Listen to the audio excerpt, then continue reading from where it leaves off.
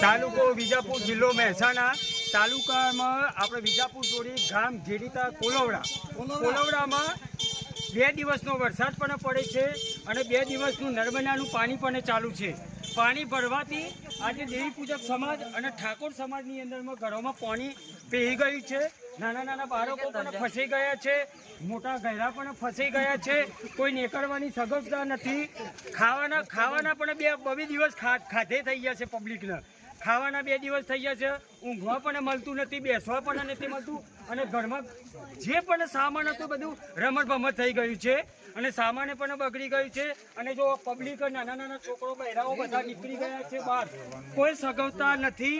તો અમારી સરકારને વિનંતી છે કે અમારા ગામ કોલવડા વિજાપુરના તાલુકાની બાજુમાં ઘેડીતા કોલવડા આવ્યું છે. તો અમારી સરકારને વિનંતી છે કે કોઈ બી તમારી સગવડ થતી હોય તો આટલું ઠાકોર સમાજને અને દેવી પૂજક સમાજને બચાવો અને જે સહાયતા થતી હોય એ વિનંતી કરીએ છીએ કે જે સહાયતા થતી હોય થાય.